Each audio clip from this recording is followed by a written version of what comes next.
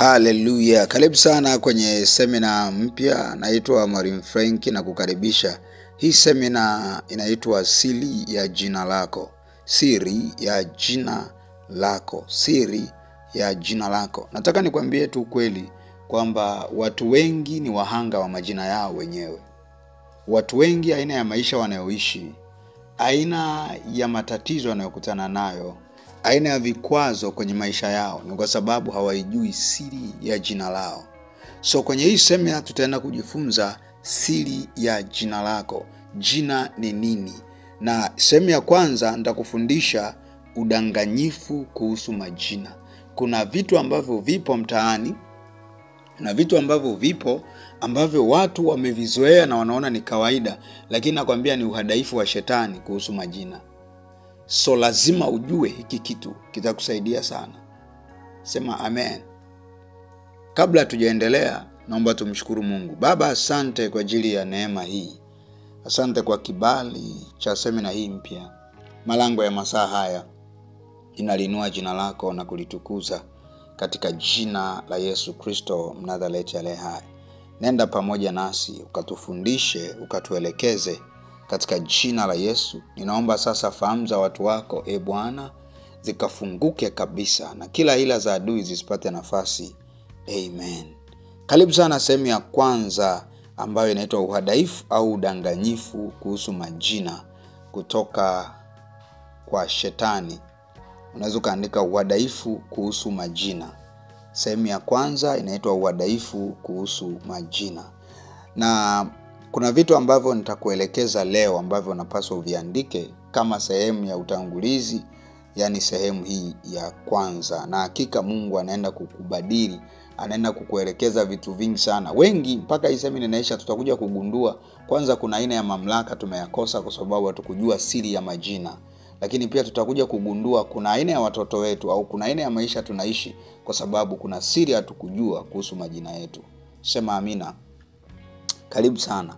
Sasa kitu cha kwanza ambacho unatakiwa ukijue, namba moja, ni kwamba kila kitu kina jina.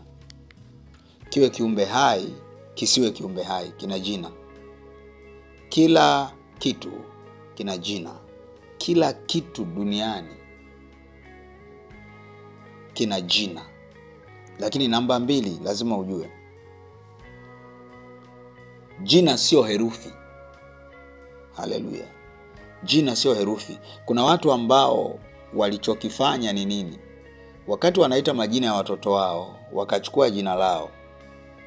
Jina la baba, labda jina la baba anaitwa John, alafu jina la mama anaitwa Dorcas. Alafu yule mtoto akachukua ile Jo wakaunganisha na Do, kwa hiyo wakamuita Jodo. Haleluya. Wakamuita nini? Jodo. Nataka nikwambie kitu kimoja. Unaweza kuwa umeunganisha vitu viwili ambavyo huvijui.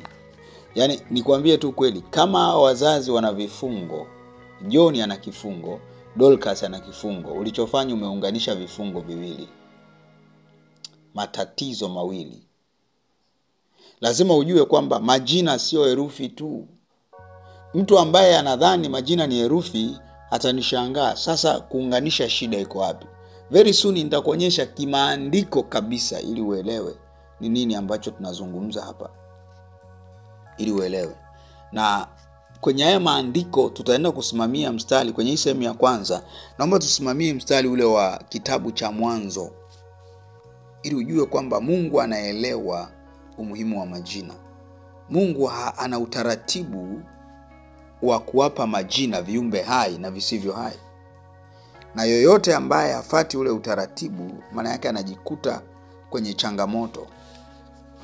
Ukisoma Mwanzo sura ya 2 kuanzia mstari wa 19, inasema Bwana Mungu akafanyiza kutoka katika ardhi kila mnyama wa msituni na kila ndege wa angani, akamletea Adam ili aone atawaitaje. Kila kiumbe hai jina alilokiita Adamu likawa ndilo jina lake. Kama Mungu alifahamu umuhimu wa majina, nataka nikwambie lazima wewe pia ndani yako ujue kuna umuhimu wa majina. Kama Mungu, unaona Mungu anazungumza ili aone atawaitaje. Maana yake ni nini? Kulikuwa na namna kama angewaita angeona kuna shida. So Mungu alisimamia utaratibu mzima wa kuwaita majina wale viumbe. Sema haleluya.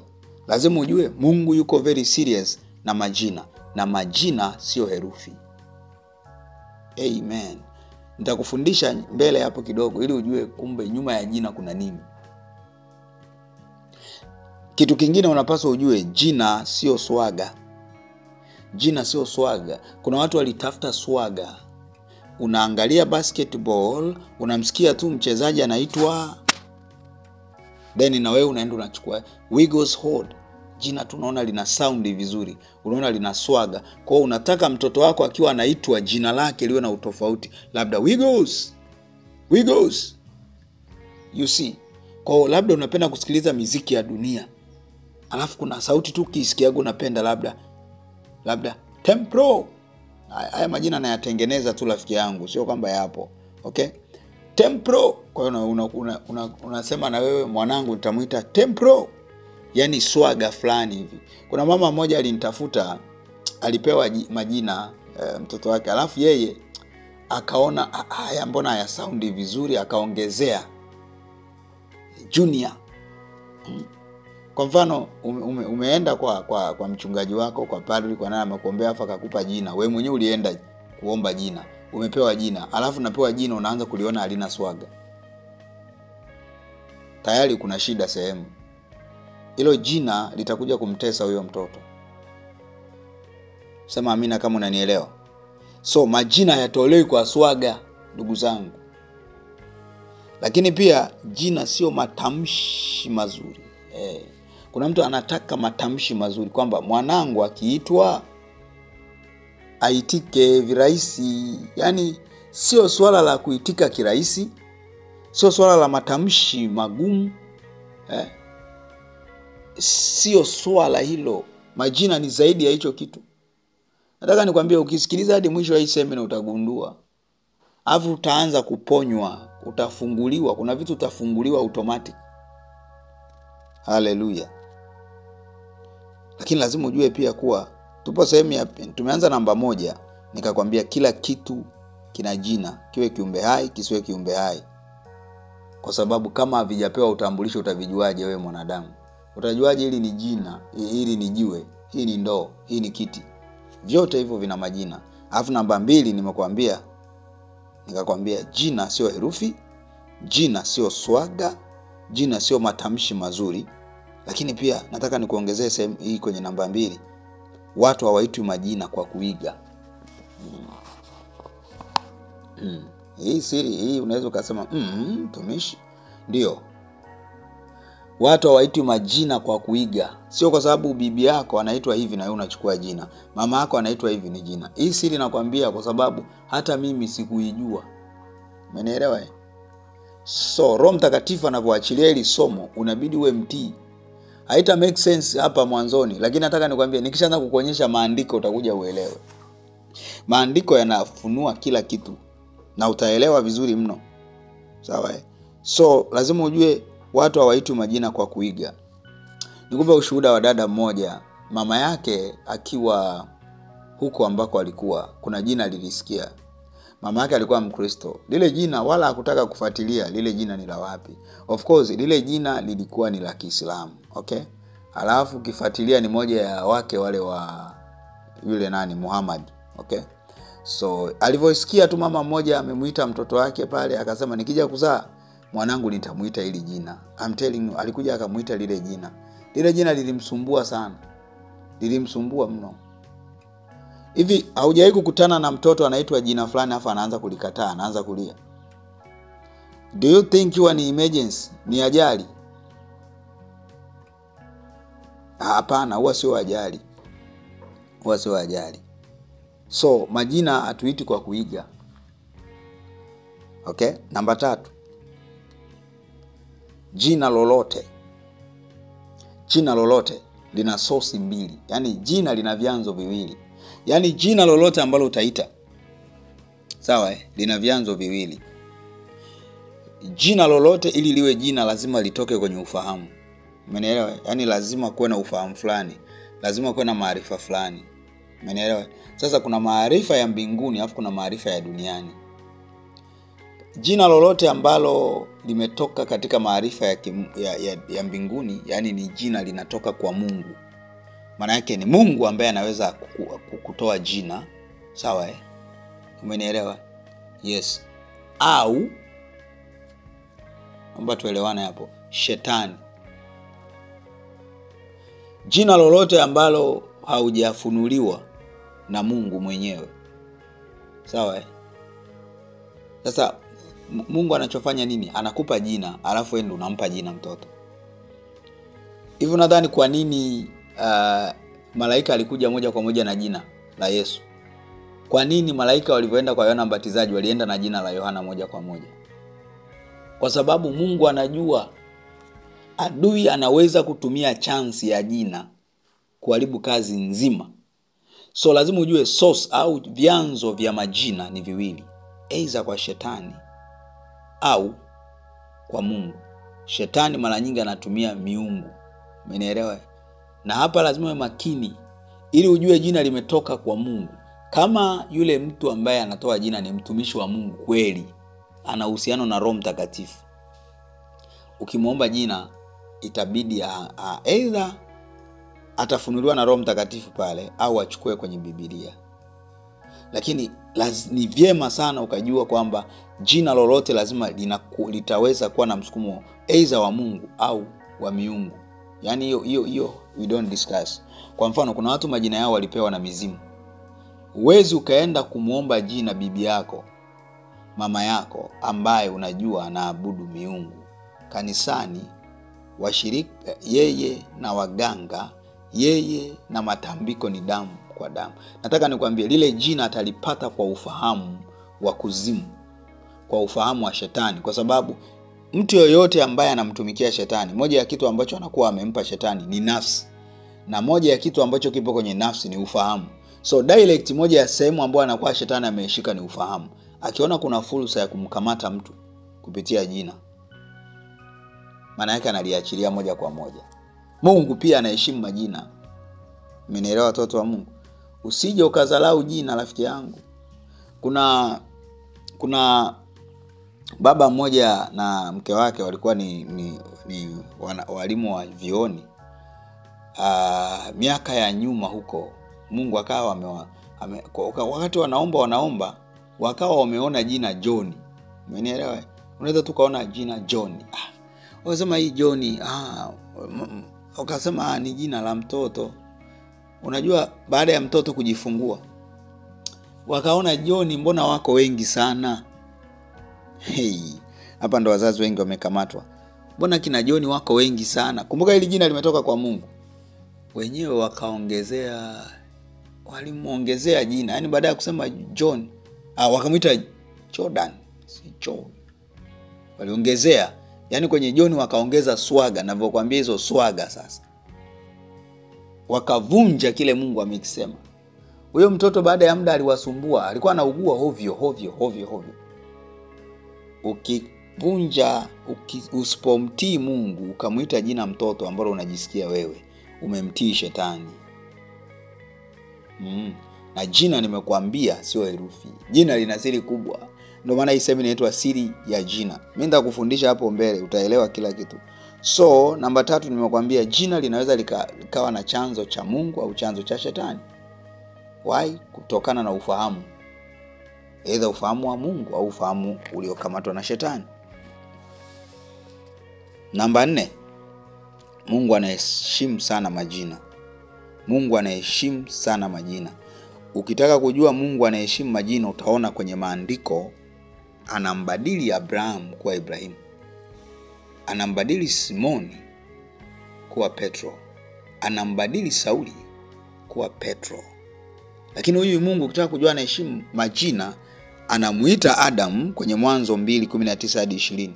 Anamwambia wape majina.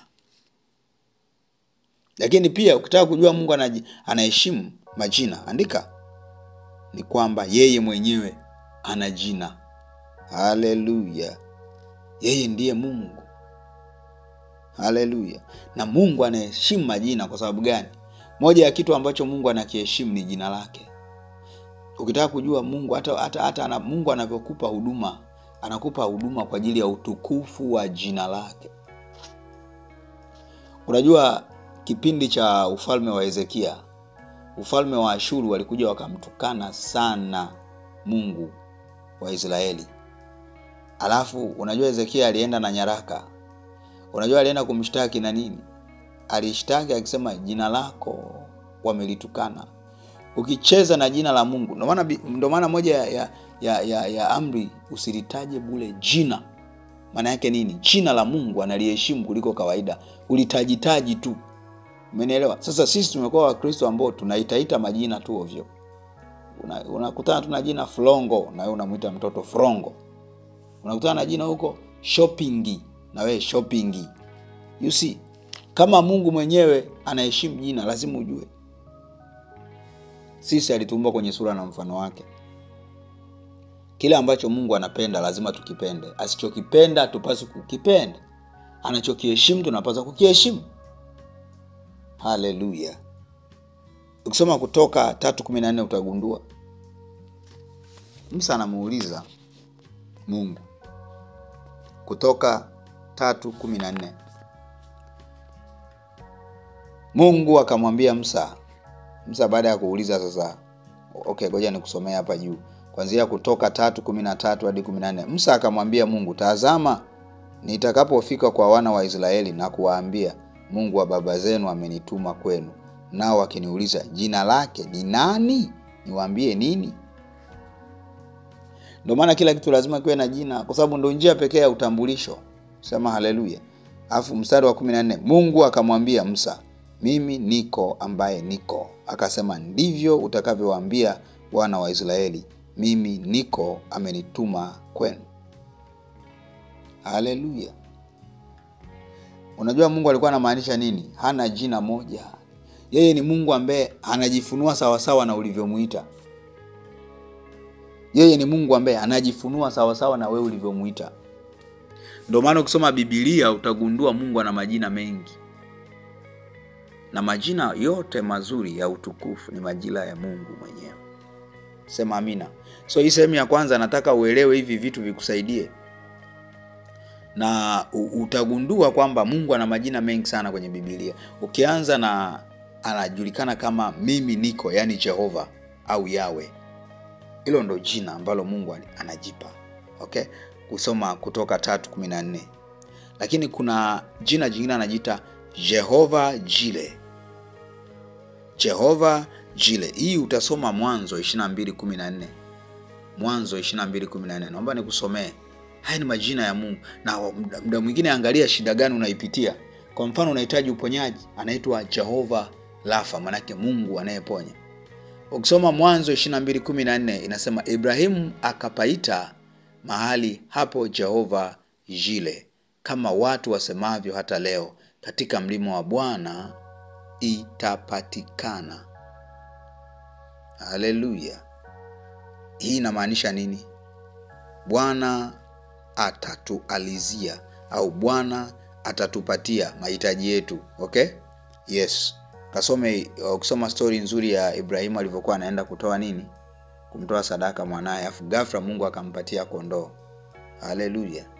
So alivyokuwa anaenda mtoto wake alimuuliza, baba, mbona naona kuni, naona kila kitu, mwana kondoo yuko wapi? Akasema Bwana atatualizia, Bwana atatupatia. Haleluya. Haleluya. So jina la kwanza ni Yahweh, ni Yahweh au Jehova au mimi niko, ambao ni Kutoka 3:14. Jina la pili ambalo nataka nikufundisha, sitakupa majina yote. Okay? Sitakupa majina yote, ni majina mengi sana. Okay? Jina la pili nimekuambia ni nini? Ni Jehova Jile. Jina la tatu ni Jehova Nis au Bwana ni bendera yangu. Soma Kutoka 17:15. Kutoka 17:15. Jina la nne ni Jehova Shalom. Haleluya.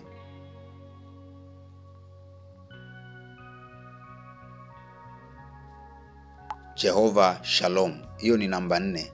Bwana ni amani yangu. Hiyo ndo maana yake, okay? Soma Waamuzi 6:24.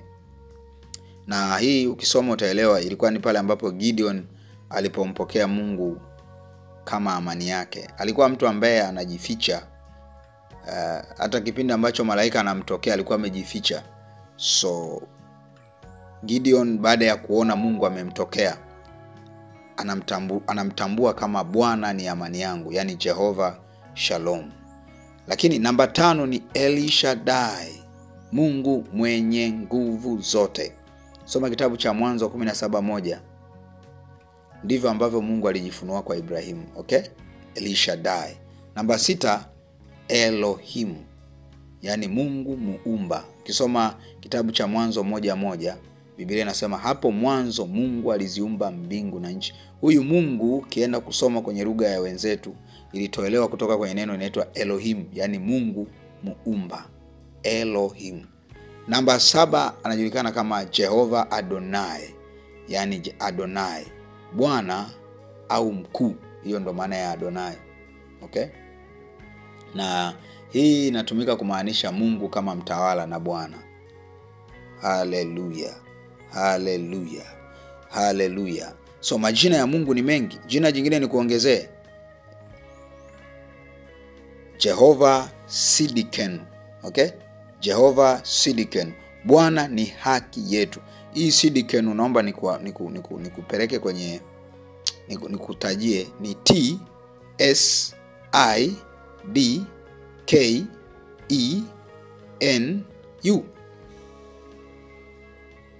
Haleluya. Haya ni majina ambayo Mungu, nataka nikuonyesha umuhimu wa majina. Kama Mungu alijifunua katika majina, lazima kwanza ujue Mungu ni tofauti. Jina la Mungu ni tofauti na majina mengine yote. Yani jina la Mungu jenyewe linanyumbulika kutegemeana na wewe unataka upo kwenye shida gani. Ndio maana majina mazuri yote ni ya nani? Ya Mungu. Majina yenye utukufu yote ni ya nani? Ni ya Mungu. So najaribu kukupa majina yenye utukufu baadhi. Siddiquen, okay? Siddiquen. So ni TSID alafu KENU. Bwana ni haki yetu. Soma Yeremia 23:6. Yeremia 23:6. Yeremia 23:6. Kumbuka Biblia hii haikuanza na lugha. Watu wengi wanafikiri iliandikwa kwa Kiingereza. No. Hallelujah. So Yeremia 23. Yeremia 23 mstari wa ngapi nimekwambia? Mstari wa 6.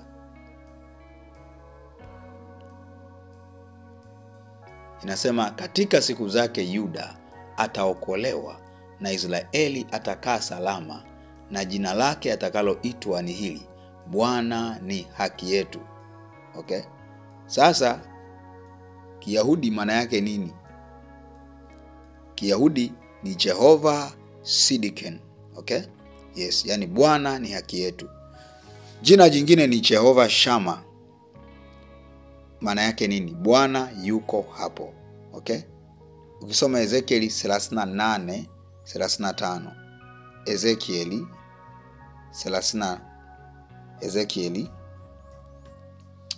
Ezekieli andika.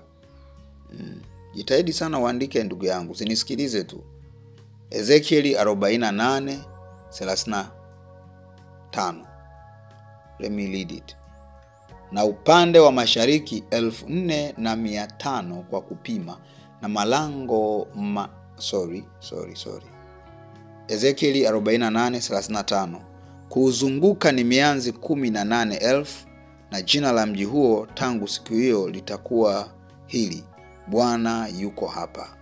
Bwana yuko hapa inamaanisha Jehova Shama. So hili ni jina. Sema amen. Sema hallelujah. So lazima ujue kuna wakati unamuita Mungu kwa jina hili, kwa jina hili, kwa jina hili. Lakini pia namba 10, I think namba 10, Jehova Rohi. Hii ndo ile Zaburi ya 23 tunaitaga ni Zaburi ya Jehova Rohi. Ingine hasa Jehova Ra, okay? Yote hayo ni majina. So Jehova Rohi, Bwana ni mchungaji wangu. Soma Zaburi ya 23:1. So ukitaka Mungu ajifunue kama mchungaji wako, maana yake unamuita kama Jehova Rohi. Jehova Rohi, okay? Lakini kama ukihitaji Mungu ashuke kama mponyaji, yani Jehova Rafa, Bwana anayeponya, utamuita kama Jehova Rafa. Okay? Kutoka 15:26 tusome. Kutoka 15:26 inasema nini? Akawaambia kwamba utaisikiliza Kutoka 15:26 yani yenyewe. Akawaambia kwamba utaisikiliza kwa bidii sauti ya Bwana Mungu wako na kuyafanya yaliyoelekea mbele zake na kutega masikio usikie maagizo yake na kuzishika amri zake. Mimi sitatia juu yako malazi yoyote niliowatia wa Misri, kwa kuwa mimi ndimi Bwana nikuponyaye. Maana kuna nyimbo inaitagwa wewe ni Bwana uniponyaye, maana yake ni Jehova Rafa. Kutoka 15:26. Haleluya. Kuna Jehova Thabaoth, Bwana wa majeshi, Bwana wa vita. Kasome Samueli wa kwanza 1:3. Haleluya. Samueli wa kwanza sura ya 1 mstari wa 3. Kuna Jehova El Elyon, Mungu aliye juu sana. Kasome Mwanzo 14:18. Alafu kuna Jehova El Lohi. Kumbuka El wewe inamaanisha Jehova, okay? Jehova wewe inamaanisha nini? Jehova pia. Sisi ni jina la Mungu. Ndio maana malaika wote Samueli, Gabrieli, Lamueli, Rafaeli. Hata Samueli kwa sababu alitoka kwa Bwana akaitwa Samueli. Ezekieli. Umeona hayo majina? Maana yake ni nini? El inamaanisha uwepo, muunganiko na Mungu. Haleluya. So Mungu pia anajiita El Elyon, yani Mungu aliye juu sana. Mwanzo 14:18. Alafu El Loi, Mungu aonaye. Mwanzo 16:13. El Loi. Ukihitaji haya maneno niambie, nitakutumia. Haleluya. Lakini pia Mungu anajifunua kama Eli Olam, yani Mungu wa milele. Soma Isaya 40:28. Alafu kuna mahali anajifunua kama Jehova Kuana, yani Mungu mwenye wivu. Kasome Kutoka 34:14. Haleluya. Kuna kitu utakuwa umejifunza hapa kwamba majina pia ni utambulisho. Majina pia yanazungumzia tabia. Yanasema wewe ni nani. Ukikosea jina, mtoto wako kamuita Tabu, ndo Tabu imekuja. Kuna dada mmoja kuna siku naangalia jina yake nikaona anaitwa Shida. Yaani kiukweli shida zitakuwepo. Yes, ni shida. Nitakufundisha namna ya kuyabadili hayo majina. Haleluya, haleluya. Raba sakateli paradia mahanto. Katika jina la Yesu Kristo. So nimekufundisha sehemu ya kwanza mambo ya msingi ambayo kila mmoja anapaswa yajue. Umenielewa?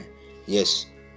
Nimekufundisha vitu vya muhimu sana. Nimekwambia cha kwanza, namba 1, kila kitu kina jina. Na kama kila kitu kina jina upaswi kudharau. Kwa sababu jina kwa alama ya mwanzoni ni utambulisho. Tutakujua kwa jina lako. Okay? Lakini pia nikakwambia kwamba jina sio herufi. Jina sio swaga. Jina sio matamshi mazuri. Watu hawaitwi majina kwa kuiga. Na namba 3 nikakwambia kutoka hapo juu, kwa sababu hatuitwi kwa kuiga. Maana yake jina lolote aidha linaweza kutoka kwa Mungu au kwa shetani. Hamnaga mtukati. Okay? Na kumbuka haya majina yote ambaye ataita ni mwanadamu. Maana yake Mungu anaweza kutumia mwanadamu. Shetani anaweza kutumia mwanadamu kuita hayo majina. Haina maana shetani atakuja kuita majina yeye mwenyewe. Namba 3. Okay? Namba 3 ni hiyo. Namba 4, Mungu anaheshimu sana majina. Nikakuonyesha yeye mwenyewe ana majina. Haleluya. Lakini alimuita Adam akamwambia wape majina. Lakini tunaona hata Yesu baada ya kufufuka zawadi aliyopewa ni jina. Lazima ujue Mungu anaheshimu majina kiasi gani. Haleluya. So Mungu ana majina mengi na wewe ndio utaamua ajifunue kwa jina lipi. Ndio maana anakuambia Mungu sio mwanadamu. Umenielewa? Yes. Wewe mwanadamu una jina moja, lakini Mungu anaweza kujifunua tofauti. Haleluya. Haleluya. Hii semina itakusaidia vitu vingi. Mimi nakwambia, wewe endelea kunisikiliza hadi mwisho. Hautabaki hapo ulipo. Okay? Yes, hautabaki ulipo hapo. Mungu wa mbinguni akusaidie sana sana sana. Lazima ujue kuyatumia ya majina ya Mungu. Kuna wakati upo kwenye vita, maana yake utamuita kama nani? Sabaoth, Bwana wa majeshi. Kuna wakati ndugu yangu, umenielewa Kuna wakati una magonjwa, unapitia shida, utamuita kama Jehova Rafa. Umenielewa? Kuna wakati utaona kama Mungu, maeneo kama vile Mungu hayupo, ni kama vile kuna nguvu zingine. Hapo unaweza kumuita pia kama Jehova Shama. Haleluya. Hiki kitu kikusaidie wewe kuelewa unapokuwa naomba. Ndio maana utakuta wenzao wanatamka maneno mengi kwenye maombi, kwa sababu sometimes ni maarifa kama haya. Anamuita Mungu kwenye engo tofauti. Remember, unapoita jina uiti herufi. Nimewaambia sio matamshi unayotamka, sio sauti ile inayotoka. Yes, nitakufundisha nyuma ya jina kuna roho. Nitakufundisha. Haleluya. So unapoliita jina la Mungu usifikiri unaita tu herufi. Hapana. Sema amina. Yesu anasema maneno niwaambiayo ni roho. Kama maneno menyewe ni roho, maana yake jina ni maneno yanayotoka nyuma yake yana roho. Haleluya. Sio maneno peke yake, ni maneno ambayo nyuma yake yana roho. Raba shanta laba koria. Rika paradia mahanto raba sakateli paradia. Ndio maana it is very possible mtu kuwa na roho ya mbwa. Maana yake anakuwa na tabia za nini? Za mbwa. Sema amina kama umenielewa. Yana anazurula, anatoka hapa anaenda hapa. Unajua kukutana na roho ya nyoka. Unajua kukutana na kama unahudhuriaga maombi, mtu mwenye roho ya nyoka utaona anafanya kama nyoka anavyofanya. Umenielewa? Maana yake nyoka sio jina tu, nyuma yake kuna roho. Umenielewa Yes. So ndio maana lina uwezo wa kuingia mtu akafanya kama ambavyo jenyewe linafanya. So Mungu wa mbinguni, haya maarifa niliyokupa hapa mwishoni nitakufundisha hapo mbele. Najaribu kukupa intro, lakini nataka nikwambie baadhi ya watoto wetu wanapitia hali wanazopitia kwa sababu hatakuwa na maarifa juu ya siri ya jina, siri iliyobebwa kwenye jina. So tukawaita kwa swaga, tukawaita kwa herufi, tukawaita kwa kuiga, tukawaita wengine tatizo, wengine waliwaita maex wao. Mme hajui wala nini. Ulimpendaga jamaa huko anaitwa Ephraim, unakuja tu kuita Ephraim. I'm telling you, attention ulionayo, yani ile sababu nyuma ya hilo jina ina nguvu kuliko unavyofikiria. Huyo mtoto akija kuwa mzinzi wala usishangae, kwa sababu Ephraim mwenyewe alikutelekeza. Watoto wa Mungu, I'm telling you, moja ya sehemu ambapo watu wengi wameharibikiwa ni kwenye majina. Walifungua mlango wa ajabu sana kwa adui, akawa-attack kupitia majina. Kama umewahi kama ni mtu ambaye unapenda kujifunza mambo ya Mungu, utaelewa hata Biblia nimekwambia. Unaona unabadilishwa majina watu, haukuwa utani, haikuwa kitu cha bahati mbaya.